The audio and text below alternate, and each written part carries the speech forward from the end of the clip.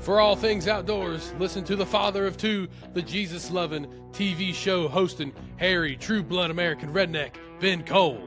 And listen to the outdoor filming, chef cooking, chocolate milk drinking, John Weissmuller. And we are Rooted Podcast. Good afternoon, good morning, wherever you are. From Rooted Podcast here, we are diving into the mic again. This is going to be a fun episode. We're going to talk more about these new TWRA rules and regulations they're coming out with. And we have a couple of stories to talk about from the turkey woods in our great state of Tennessee. So, John, with that being said, let's dive on into those regulations. What did you read that you were telling me about on the new rules from the TWRA? Yeah, so let's look into this a little bit. There's a couple things. One thing that I kind of wanted to point out here that I just thought was a little interesting. So as far as the deer hunters out there in Tennessee, so you are not allowed. I'll just read it straight from the website here, and hopefully the folks at home can see this if you're watching a video portion of this. So it says statewide WMA regulations were changed to now prohibit the placement of salt products, minerals, and other consumable products on WMAs. Okay, so to me, obviously that changes the game a little bit, right? To not even be able to put out salt or minerals, and from the way that I understand it, it's not, you're not allowed to do it at all. It's not like this is just a hunting season thing. It's during the summer, all of it. So I just thought that was a little interesting call to make. I mean, you know, in theory, right, the state is, putting in food plots and maybe putting out some things to help out the deer, especially during the summer, whether it's antler growth or it's, the does getting enough nutrition so they can, feed the fawns properly, all of those things. So I just thought that was a little different to not be able to put out salt and mineral, part of me, I could get it during hunting season, maybe on public land, but not even like in the summertime to just help out the herd. That kind of struck me as a bit odd. Well, I'll say this, I don't know why they decided to do this, but I'm sure it has something to do with CWD or something. There's got to be some reason for it, and I would really like to know why, because like you're saying, that is very crucial to developing the fawns, developing the does, and then the bucks follow with that. It's a big circle, and that's what we're here to do, is be stewards of that, but also I see their side of it too. It's like, well, these deer are digging massive holes everywhere, and people could trip in them and break a leg or whatever. You know what I mean? There's a bunch of different things to look at here, and I don't know. I'm just playing the devil's advocate here, looking at both sides, because I'm sure there is a reason. Now, is it? I don't know what the reason is. Is it statistical? Is it? What is it? What is that reason for doing this? And, they do plant some food plots and stuff like that, but man, deer need more than just simply a food plot. They need a whole lot more than that. They need a whole lot more than just a food plot. A food plot only gets you so far. And they got to have the total. Yeah, especially on growing.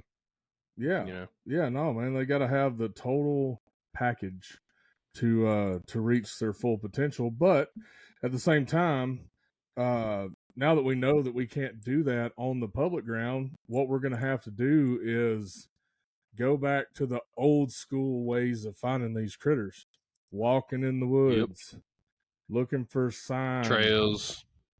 So the best way to do that is to go in after deer season, take your phone with the old HuntWise app, and walk through there, and every time you see a scrape, drop a pin, a rub, drop a pin, and learn those areas to where okay, there's deer coming in and out of here, and this is where they're seem to be rutting is in this particular area on this ridge. There's a ton of sign, and a lot of times those scrapes just so happen to be down the edges of roads. That's just kind of where they end up being. But I think you just have to go back to the old school way of finding deer, and then put your rear end in the seat of a stand and watch. That's the best way, is observation.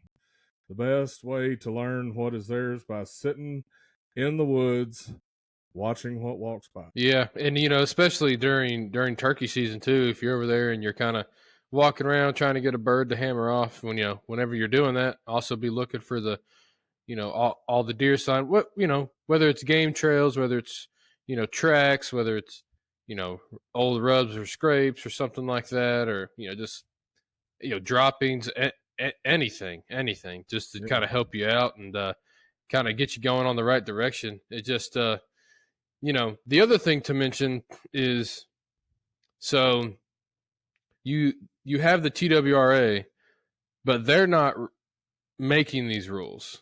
So there's a game commission that votes on it.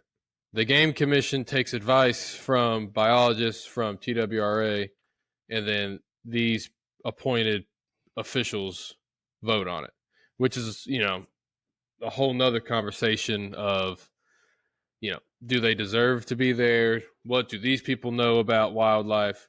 I'm not going to sit here and act like I know all these people, but, it is a conversation that is stirring in this state among hunters. So that's something else to keep in mind. It's like, it may not even be what TWRA wants, but nonetheless, it's happening. And, the bottom line is we just have to adapt to it. And, the bottom line to it also is it's not like the deer are going to go away. Like, they're still there, right? So now we just got to find them and get them in different ways. And, we can do it. It's just definitely a change in this state. That's for sure. Yeah, it's definitely a big change, but they've also made another big change. And that is, from what I understand, you're now allowed to hunt at night for bobcats and coyotes, but it's only a certain window of time. So what were you telling me about that? Yeah, I'll just read it right here. So the commission also voted to create a night hunting season for coyotes and bobcats. Night hunting is on private land only and requires a hunting license and written landowner permission. The season opens the day after deer season, runs through the second Sunday in March, and then it'll reopen first Saturday in June through the second Sunday in August.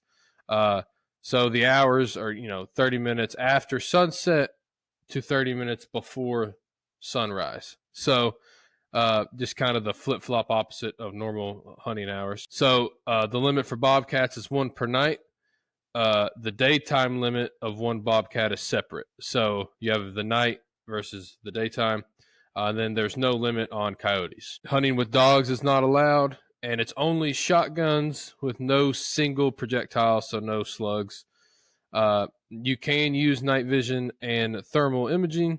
Lights are also allowed, just not from or attached to a mechanized vehicle or cast from a public road. So you can use any sort of call, whether it's electronic or hand or mouth operated, anything like that. And then it says, additionally, the agency clarified that depredation of animals causing damage is allowed for protection of personal property only. So, though it is a great thing, I think, it is private land only, which is, I totally get. There's a whole slew of safety issues that would happen if it was on public. You'd have people shooting all sorts of stuff at night that can't see, don't care to look, So I'm thinking that's their ideology with the shotgun only is, this whole idea that you can't see behind the animal, which I kind of get what they're coming from. The other part of me is like, okay, if you are a gun owner, you should be the most responsible human ever while operating that firearm. Wherever you set up, I don't care if it's daytime or nighttime, you should know what's behind your target. So if you know it's a clean shot, like if I can sit there and deer hunt with a rifle, and then I sit there and coyote hunt and I can't use a rifle, that part kind of doesn't really make sense, but it kind of just seems like a covering their butt statement with the shotgun. But nonetheless, yeah, I see what you're saying with that, and I agree with you. If you're gonna be out hunting private land, right, like this is talking about, you probably have a very good understanding of that land. You probably know where all the danger shots are. If you don't, get on your map and look. It's pretty easy to figure out the land and know where you're shooting, where you're not shooting, where you're supposed to shoot, and where you're not supposed to shoot. And the more time you spend on that land, the more you're going to be aware of, okay, I'm in this spot. I can't shoot to my 10 o'clock. That's just more situational awareness and knowing what is behind your target, even if you're just taking the time to look on the map and, before the hunt even starts, just go out and look. Just drive out. Know your property before you even go hunting and know your rifle. Like you said, man, if you're toting around a high-powered rifle, you've got to be responsible. You have to know what you're shooting absolutely, at and what's behind it. Because, that thing can go a long way, a really long way. And, you're like me, we are very cautious when it comes to even the placement of stands because we don't want anybody to get hurt for sure. But this ain't a game, man. I was telling somebody the other day that had never hunted before. I said, look, I held up the shotgun and said, look, this is death. There's no way to sugarcoat this. That's what it is. So what's behind your target. You know what your target is. You verify 100% that your target is what you are shooting at legally before you pull that trigger. Yeah, exactly. Because I've seen all these accidents where a hunter shot another hunter. Well, why did that even happen? How does that happen? Exactly. If they're on the ground. And, it just happened too, man. Like not that long ago, there was a big case. I forget. I don't know if that was here or not. I don't know either, but, I just don't understand how that happens because I have a rule. Do not shoot until you have 100% verified what you are shooting at. Don't just shoot into the moving bushes. That's that's just irresponsible. It just is, man. And I'm sure I'll offend some people with that, and that's okay because it is irresponsible. Yeah, as a gun absolutely. owner, that's one of the things my dad taught me when I was a kid. He said, "Boy, you don't ever shoot at nothing until you know 110% what it is, and you make sure that whatever you're shooting at, there ain't something behind it that you don't need to hit." So yeah, you need to know your target and everything. What's in between me and the target, and what's beyond the target. Yeah, exactly. Got to know that stuff, man. And it's like they make fantastic optics now, right? So before you just throw your gun up and put your scope on something, pull out your binoculars. It's pretty hard to mistake a whitetail buck or doe for a human being. The coloration is just totally different. We're walking upright, and a deer walks on all fours, and those bucks, have huge antlers protruding from their heads that are typically a light color. So they stand out like a sore thumb in the woods, unless they're them chocolate horn deer, which, man, I love me a good chocolate horn deer. Those things are beautiful. But, they're sick. Oh, they are, man. But the thing of it is, you just have to be very, very aware of your surroundings and of your situation. That's just all it boils down to is gun safety. 100%. That's what it is firearm safety. And, I'm teaching my son that right now. We've got a little Red Ryder BB gun that we got him for his birthday. Yeah. And, man, he sits in my lap. I have a rule. I was like, look, man, you don't shoot unless daddy's out here with you, and you have to sit in my lap, and I have to help you hold that and I'm teaching him like, hey man, look, because yesterday we went out to shoot, and his mama and little sister was out in the yard. I said, we don't shoot until they are out of the way, clear, not even close. I said, are they behind the target? No. I said, but they're beside it, and that all it takes is one little ricochet, and then that's it. That's over. So I've already started instilling in him these, principles of being safe with a firearm, and man, that's where it starts. I think some people probably think I'm crazy because I've got him shooting a BB gun at 3 years old, but here's the thing. I have the next 3 years to teach him proper gun safety before we go out and shoot a high-powered rifle at a whitetail. I have 3 years to ingrain this in his brain. And then when we go out, and I'm not saying it's just the 3 years. It's going to happen a lot longer than that. And he will never have he's not going to have the code to my safe anytime in the near or long future. He's going to have to be That's right. a very responsible individual before I turn over that. And even then, I probably won't turn it over. Man, there's just too much that can go wrong. But, it's more so for his protection and other people's as well. And, man, that's the thing, though. If you start them young, because, dude, that little Red Ryder, it don't even put a hole in the paper. It just kind of bounces off. I tried to shoot it at the steel target the other day at like 30 foot. Didn't even make it. It's like, good night. That's crazy. But anyway. But it's a good starter. Yeah, man, it's a great starter. You got to get them out, get them doing it, and teaching them, trigger control and all that kind of stuff. There's a bunch of stuff that goes into this instead of just handing them a high-powered rifle and like, all right, see you later. Have a good time. There's a lot that goes into this, and that's the biggest point is just spending time learning before you just go do. You have to be efficient and able to discern what you're doing and make a good judgment call there. That's just all part of it. Even if it is with a shotgun, if you're sitting there night coyote hunting in the state of Tennessee, it's the same rule applies. It doesn't have to be with just a rifle that's going to project longer. Like, I don't care if you're shooting a bow. Like, obviously, with a bow, it's not going to go god awful far if you punch it through an animal.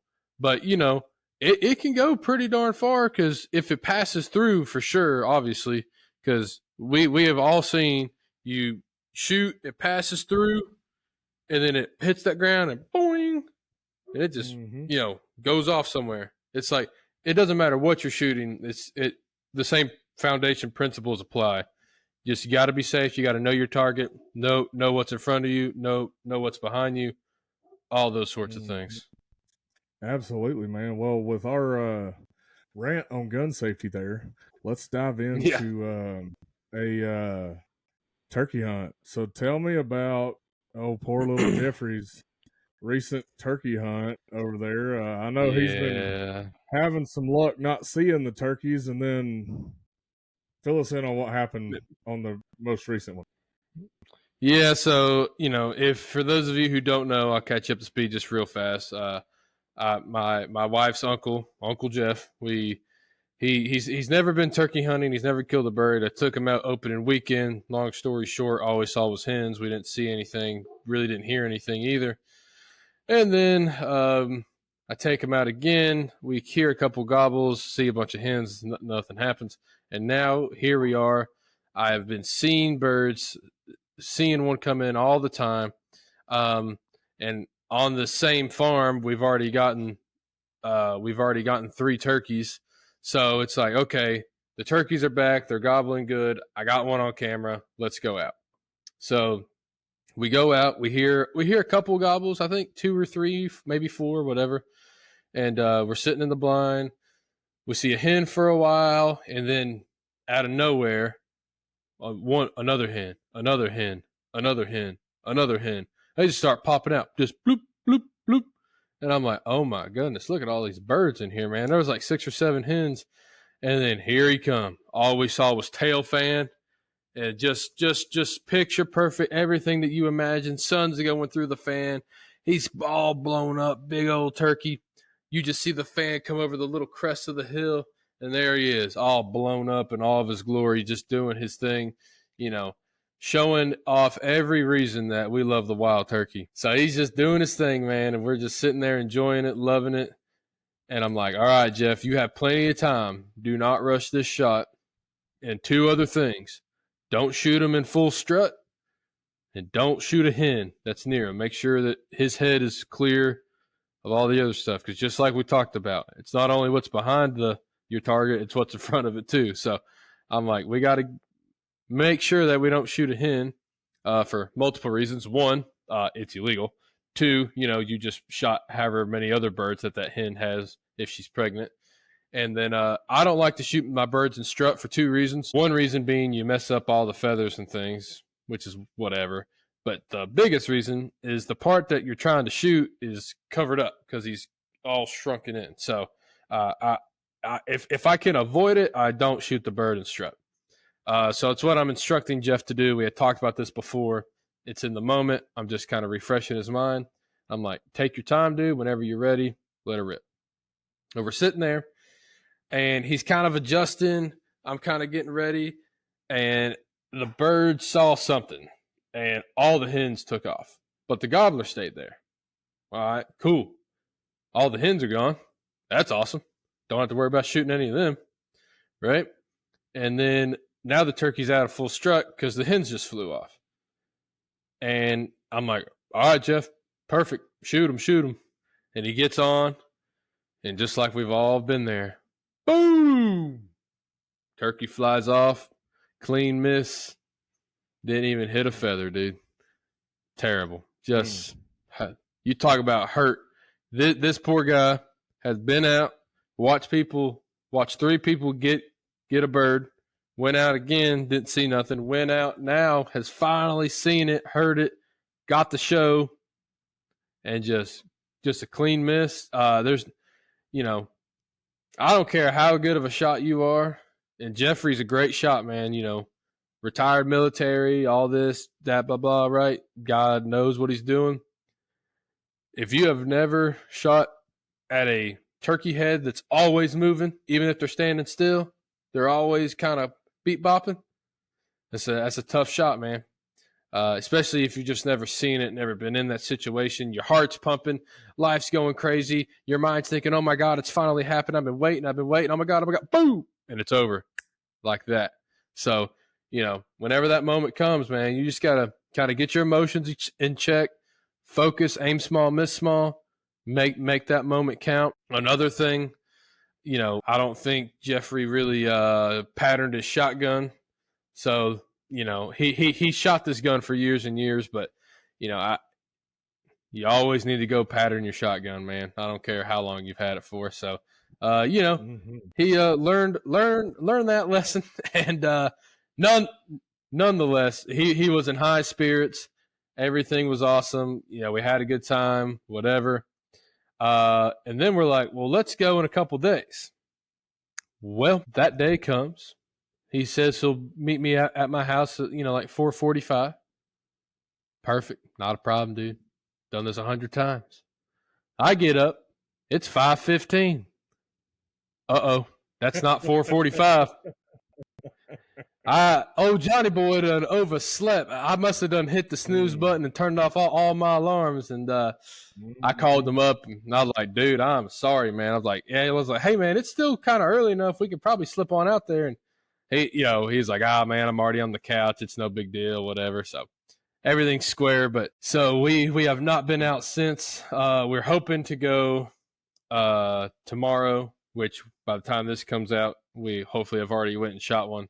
But anyway, so hopefully that poor little Jeffrey gets one. So my dad right now is actually in Disney World with my brother and niece and all that.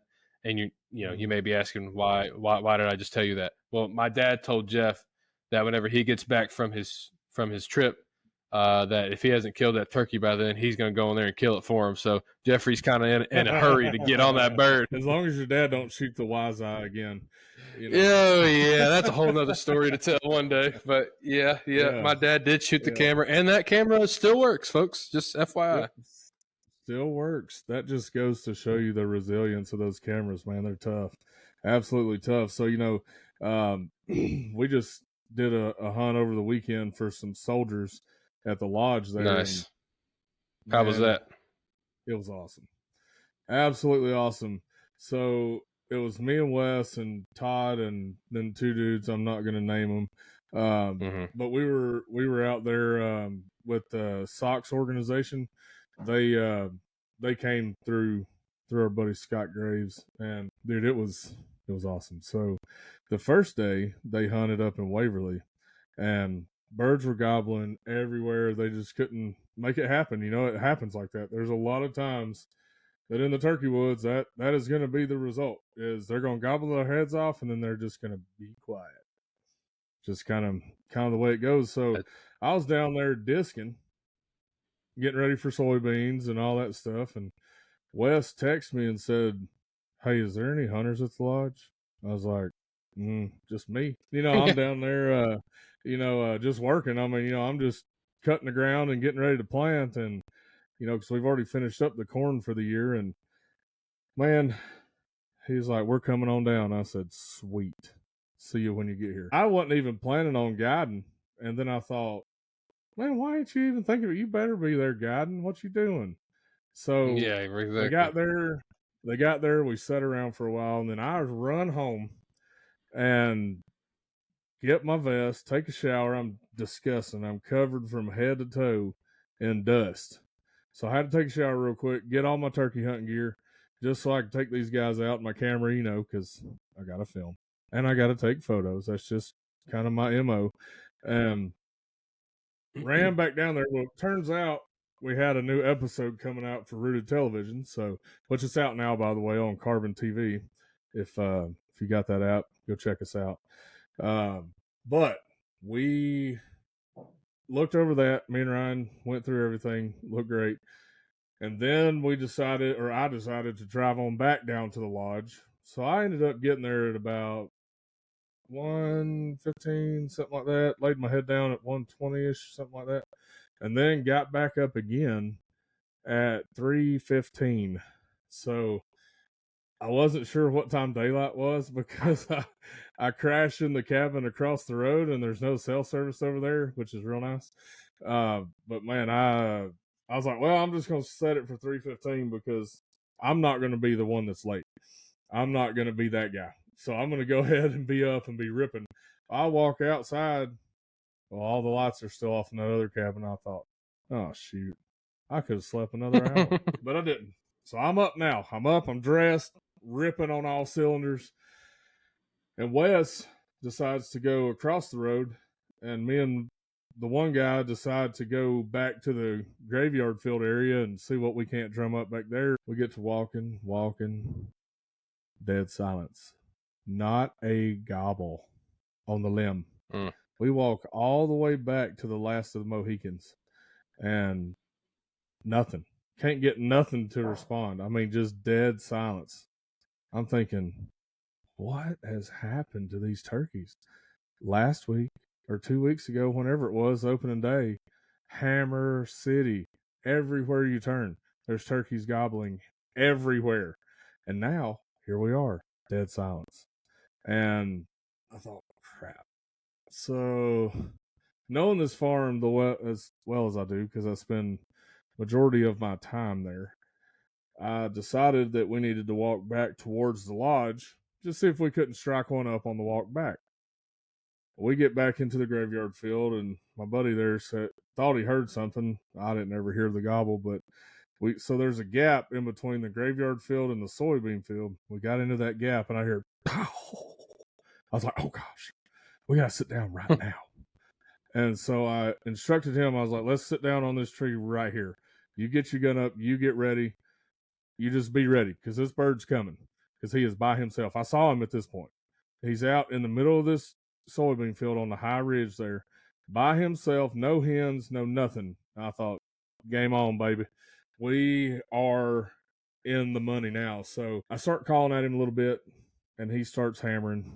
And then he kind of hung up there for a minute and just started strutting back and forth. And I thought, I'm going to hit him one more time and let him gobble. And then I'm going to shut up. And that's what I did. And dude, he triple gobbled after that because he was trying to find that hen. And I just sit there. And then he turned and gobbled away from us. And that's when I hit the call again. You know, I did the old cut there, and it fired him up. And I was sitting there thinking, man, I'm exposed right here. I have a camera on a tripod with a ghillie suit tucked around it. This is going to go fantastic. You know, just awesome. Yeah. So I'm sitting here thinking the whole time, man, this bird's going to bust me at any second. He's going to round that corner, and he's going to bust me. Never did. That dude came all the way across the field. Stop, strut, gobble, all the way across. The guy that I had, man, he got to experience the whole entire thing. And both of these guys, this was their first birds. So that's even more special because that's 4 birds on the ranch this year that we've guided people on for their very first turkeys, which is it's awesome. Special all in its own right, because not many times do you go out and they actually do what you want them to do with the gobbling, the strutting, the drumming, spitting, all that stuff. You know, sometimes they're just quiet. They don't gobble. You just got to deer hunt them. And you know me, I like to run and gun. I like to move constantly. I can't sit still or I fall asleep. And then I miss the turkey anyway because I was a snoozing. You know, I'm like, hey, when that sun hits you just right, boy, it's a snooze. It's over. Fest. Snooze fest, man. Especially when you're on one of the big old oak trees or a big pine tree. That just feels nice. But man, that bird keeps coming. And I thought, dang, he's a little far. But we might have to shoot him because he's in the road at this point, and he can see all the way in the graveyard field, and there ain't no hen there. It's just this big old leafy blob sitting up next to a tree. And so he turned and looked the other way, and I went, chop, chop, chop, chop, chop. Just real soft. And he turned back around. I was like, oh, we got him. And I just shut up from that point on. And he comes up and walks all the way down that road to about 30 yards. And I was like, kill him. Booyah! Done. And then the guy jumps up to go shoot him again. I was like, whoa, he's done. He's dead. You smashed him. You got him, pal. You're good. You're good. You don't have to go for the double shot, man. Don't waste that expensive ammo. He's done. I promise you, I watched the shot on the camera screen. He done. You made a perfect shot. I mean, dude, that guy shot him right where those wattles meet the feathers. I mean, just center punched him. I was like, yeah, baby. You know how I get, John. Even if I'm not the one shooting, I still get sideways about it. So here I am, getting all amped and everything. And oh man, it was awesome. Absolutely awesome experience. And love it. And we got back to the lodge, and there was already a set of spurs there hanging out. And I was like, oh, sweet. They killed too. Fantastic. Doubled up again. That is turkeys number 6, number 5 and 6 for the season at the Sinking Creek Ranch. And their story is pretty cool too, man. So they went across the road and there's a little food plot over there. And the way it sets up is there's 2 ridges on both sides of these food plots. And those birds like to fly down on the ridges and strut and do their thing. It's all hardwoods over there. So there's plenty of food for them on those hardwood ridges.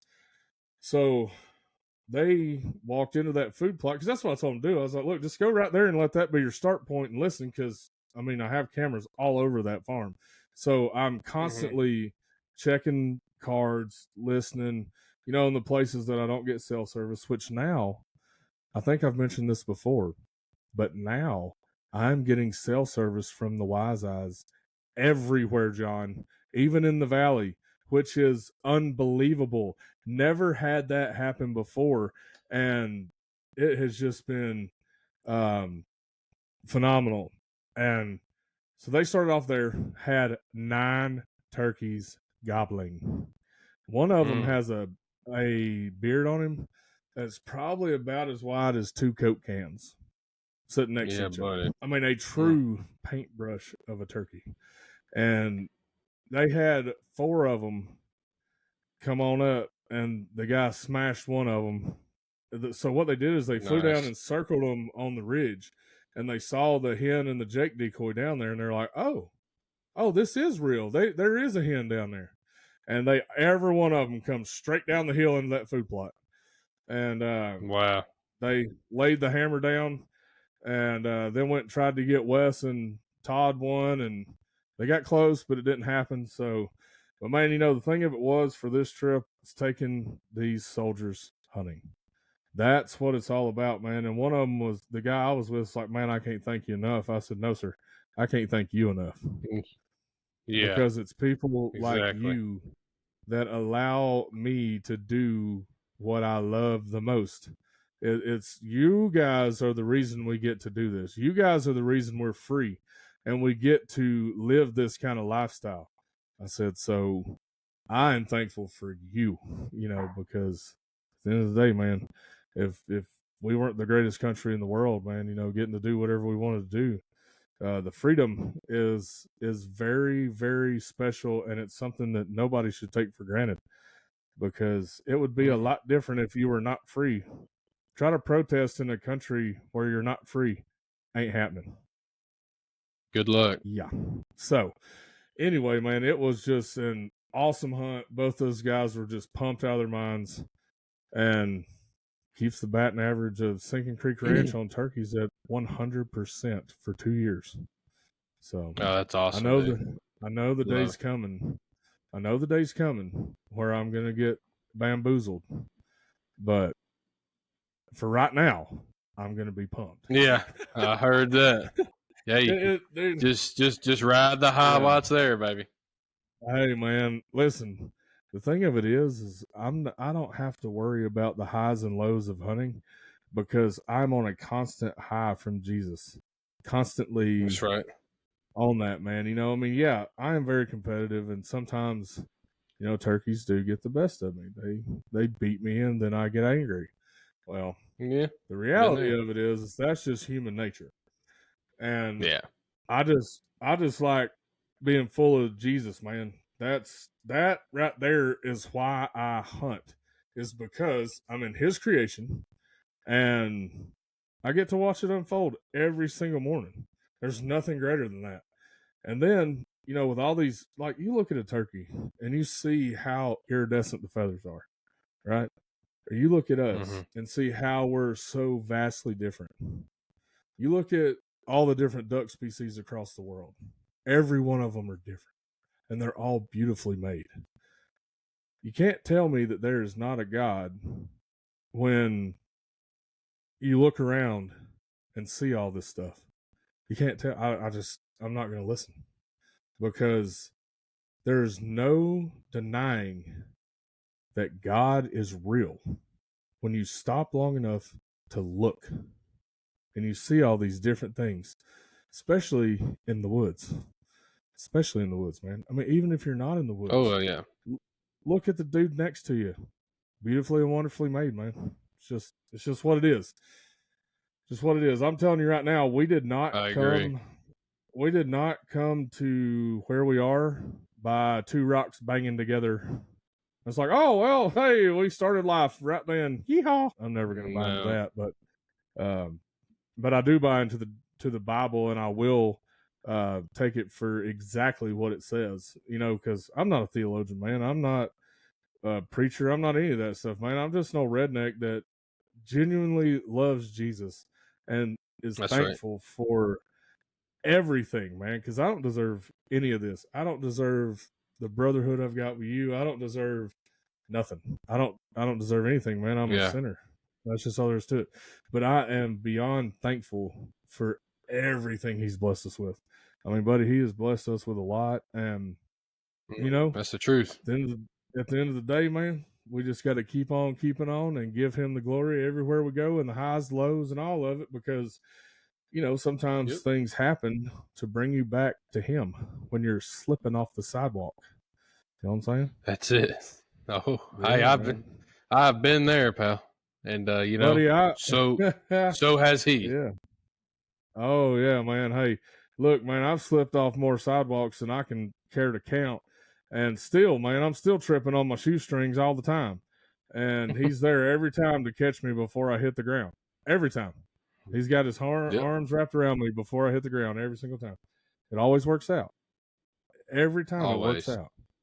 Yeah, man. So anyway, well, that is what the hunt was, and man, it turned out great, and it was a great time, and looking forward to getting back in the woods and punching that last tag of mine, and ready for you to kill another turkey and for us to get together and do some goofing off and having a ball. Yeah, exactly. Yeah, oh for sure. Yeah, hopefully right there the last couple weeks of the season we can get together and maybe even film a little bit, do a couple things, as far as the Rooted television side as well as the Rooted podcast side, we've ladies and gentlemen, we've got some things cooking in the old noggins here. We got some ideas brewing. We got some things coming up. So it's just a matter of getting together and making those plans come to fruition, which will happen. It's all going to happen. So I would just stay tuned for that. And I also got to say, for those of you watching the video version, Ben and I did not plan to wear the same shirt. Pretty much, his is the television, mine's the podcast one. That was not planned at all. But I will say, if you want any of these shirts or sweatpants or a jacket or a hat, we have a shop, rootedtelevision.com. Hit the shop link, takes you right to it. You just buy whatever you want, put in all your info, and there you go. Then you can look like us, which is probably not a good sales pitch, but here we are. Yeah, I don't know that looking like a big hairy thick guy that's a little chubby is exactly what you're looking for in life. But hey, if you want to support our brand, we appreciate it. We appreciate everybody. Absolutely. And one thing that keeps us going is that, and there is a link in the description. If you want to support this channel, feel free to do so. We greatly, greatly appreciate you.